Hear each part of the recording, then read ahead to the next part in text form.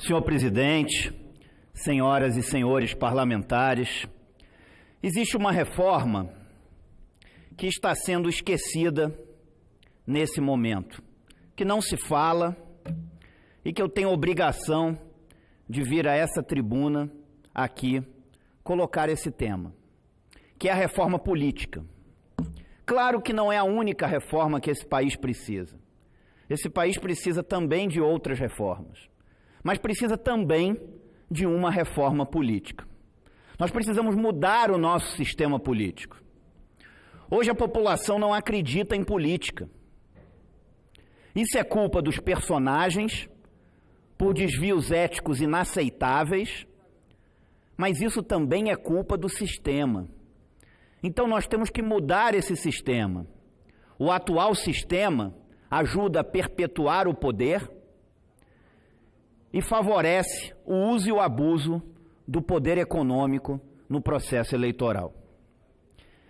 Eu, no início do meu mandato, em 2015, protocolei na minha primeira semana como senador um conjunto de propostas objetivas que mudariam o nosso sistema político. E quero aqui, mais uma vez, colocar essas propostas em discussão. E quais são elas? A primeira é a PEC 3 de 2015, que proíbe que parlamentares possam se reeleger mais do que uma única vez, para que o sistema seja constantemente oxigenado, renovado, para dar chance a outras pessoas. Quando uma pessoa fica muito tempo num cargo, ela começa a se achar proprietária dele. E ela vai se esquecendo que ela é apenas um representante. Então, a PEC 3 de 2015, todas essas propostas estão tramitando nessa casa. A PEC 3 de 2015 proíbe que parlamentares possam se reeleger mais do que uma única vez.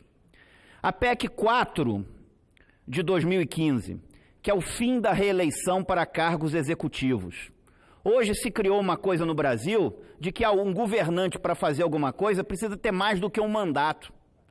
Ora, essa cidade que nós estamos foi construída por um presidente da República que só teve um mandato. Juscelino Kubitschek só teve um mandato e construiu uma cidade. Aí agora se criou uma coisa no Brasil que, para se fazer alguma coisa, precisa de um segundo mandato, precisa de mais de um mandato. A PEC 4 de 2015 é o fim da reeleição para cargos executivos. E não mexe em quem foi eleito com direito a essa reeleição. Isso valeria para os próximos, até porque ninguém pode tirar um direito adquirido. Então não vai mexer com quem é atualmente presidente, governador, prefeito. Continua com direito à reeleição, mas para os próximos acaba a reeleição. A terceira proposta é a PEC 9 de 2015, que institui o voto distrital no Brasil. O atual sistema, o voto proporcional de lista aberta que nós temos, ele é um sistema que é um péssimo sistema. Primeiro, ele faz com que alguém do mesmo partido brigue com a pessoa do mesmo partido. O inimigo de alguém de um partido é a mesma pessoa do mesmo partido. Segundo, ele dificulta o debate. Nós tivemos nessa eleição de 2018, no estado de São Paulo, 1.686 candidatos a deputado federal. Qual é o debate que existe com 1.686 candidatos a deputado federal? A pessoa não consegue nem ficar conhecida, quanto mais ter as suas ideias conhecidas e debatidas. Isso despolitiza o processo eleitoral. Nós tivemos aqui no Distrito Federal 981 candidatos a deputado distrital. Eu fui candidato a deputado distrital 3 vezes. Perdi 2, só ganhei na terceira. Ninguém me deu isso gratuitamente, não. Foi com muita luta. Eu sei o quanto é difícil o acesso à política. 981 candidatos a deputado distrital, a pessoa passa a campanha inteira tentando ficar conhecida e não consegue. O voto distrital dividiria os estados em distritos e cada distrito passa a eleger um parlamentar. Isso aproxima eleitor de eleito, eleito de eleitor, Isso facilita a fiscalização do mandato. Isso obriga com que o eleito tenha que o tempo todo prestar contas do que está fazendo. Porque aí a pessoa vai ter uma cobrança sobre aquele. Hoje não, a pessoa, o Congresso é isso, a Assembleia Legislativa é isso, a Câmara Legislativa é isso, a Câmara de Vereadores é isso. Não, a pessoa vai passar a ter aquele deputado da sua região, que vai ter que debater com as pessoas o que ele vai fazer no seu mandato. Isso vai aproximar eleitos de eleitores e eleitores de eleitos. Outra proposta é a PEC 5 de 2015, que decreta a perda de mandato para pessoas que se elegerem parlamentares e depois forem ocupar cargos no executivo, como ministérios e secretarias. Se a pessoa votou numa pessoa para ela ser parlamentar, ela tem que ser parlamentar. Ela não pode deixar o mandato para ir ser ministro de Estado, para ser secretário de Estado, até porque o eleitor não votou nela para isso. O eleitor deu uma procuração para ela exercer aquele determinado cargo.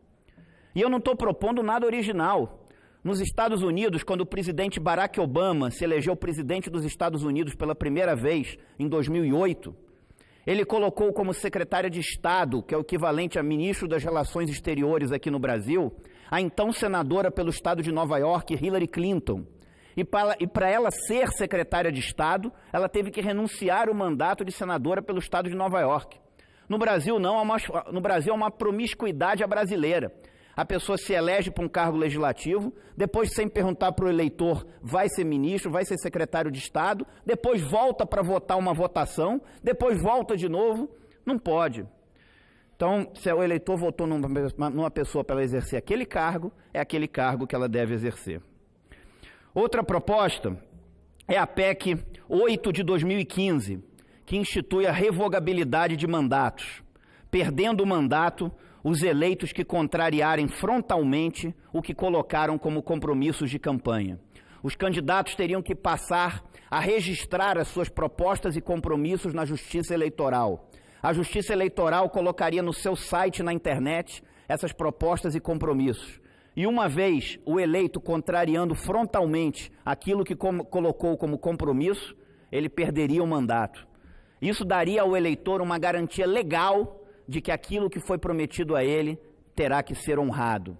Um candidato a deputado que diga, sou contra o aumento da carga tributária, se vota lá um projeto que aumenta imposto, ou que aumenta a alíquota de imposto, ou que cria um novo imposto, ele está contrariando algo que colocou como compromisso. Se um candidato a governador diz, vou entregar um hospital com 200 leitos em até 1 ano, se ele não entregar, ele perde o mandato. Isso vai fazer com que as promessas caiam, que as pessoas tenham mais responsabilidade, porque a pessoa vai ter que dizer exatamente como vai fazer. E se não fizer daquele jeito, perde o mandato.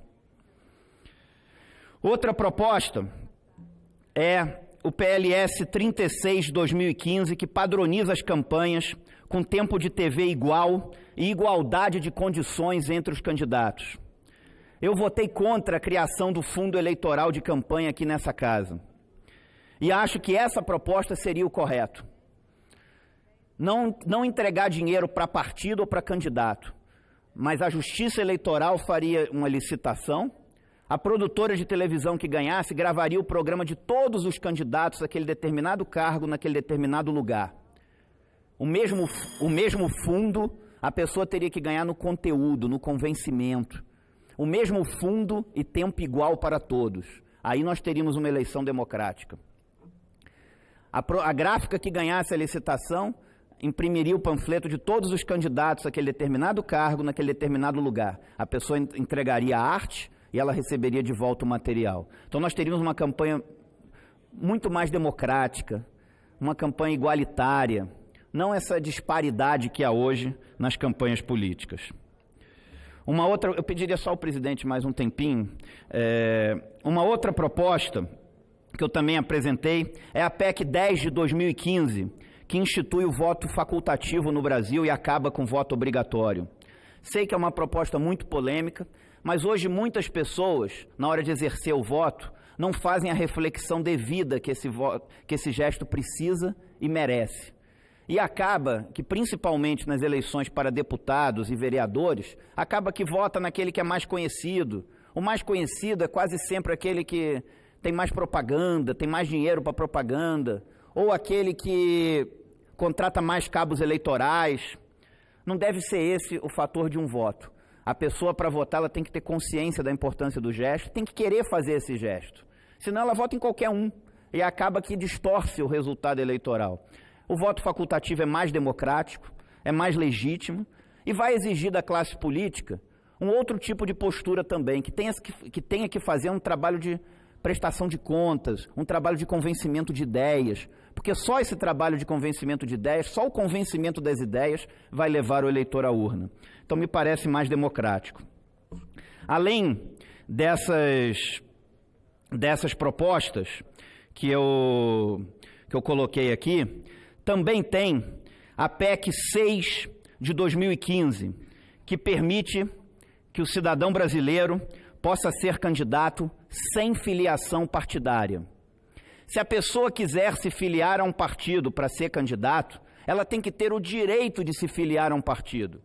Se ela acredita num partido, ela tem que ter o direito de se filiar a um partido. Mas se alguém quiser ser candidato sem filiação partidária, essa pessoa também deveria ter esse direito. E cabe à população escolher quem ela quer e quem ela não quer. É democrático, é justo. Apenas coloquei como filtro que a pessoa, para ser candidato sem filiação partidária, ela teria que recolher 1% de assinaturas daquele eleitorado que ela vai disputar. Mas é justo e democrático que alguém sem filiação partidária também possa ter o direito de, se quiser, ser candidato a um cargo eletivo. A política não pode ser monopólio dos partidos políticos. Inclusive, isso faria os partidos políticos melhorarem, porque eles teriam que ter uma nitidez programática, uma nitidez ideológica, para fazer a pessoa querer se filiar a um partido. Além dessas propostas, protocolei outras também, senhor presidente. Protocolei o PLS 267 de 2016, que foi aprovado por essa casa e está agora na Câmara, que possibilita que projetos de iniciativa popular possam ser feitos através de assinatura eletrônica pela internet.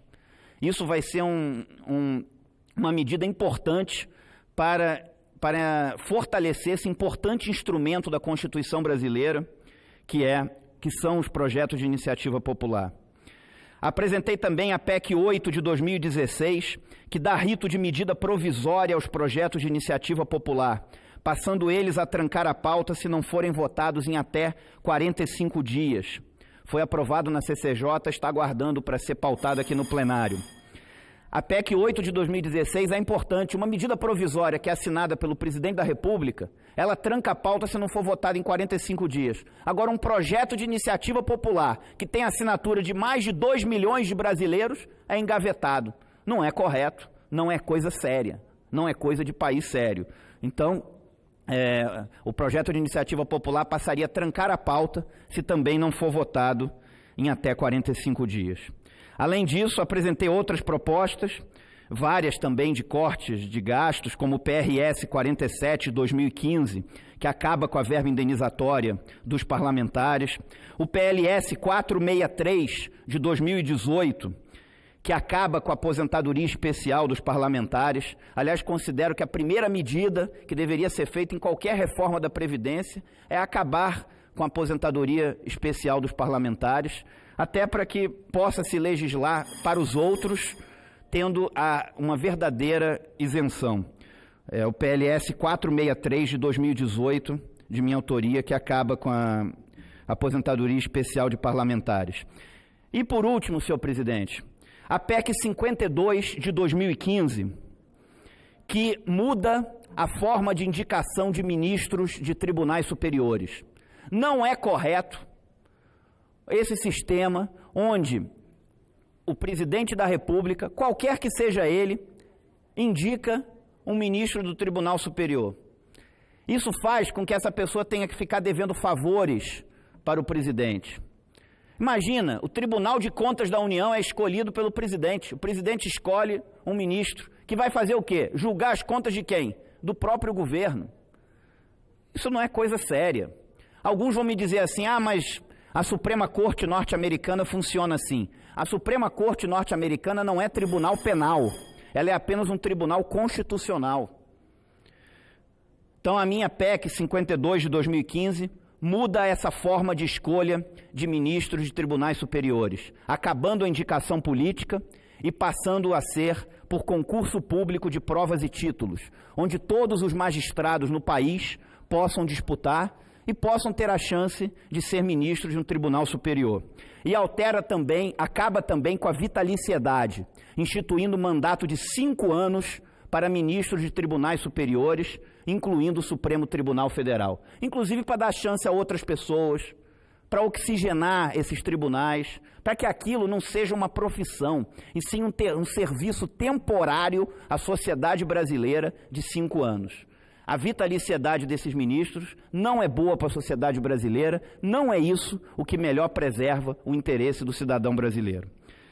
É isso que eu tinha a dizer, queria agradecer à mesa o tempo e dizer que eu gostaria de ver essas propostas sendo debatidas e votadas aqui nesse parlamento. São propostas importantes, o nosso sistema político precisa mudar, esse país precisa de várias reformas, mas precisa também de uma reforma política que mude esse nosso sistema, que não é um sistema a favor do cidadão brasileiro. Muito obrigado.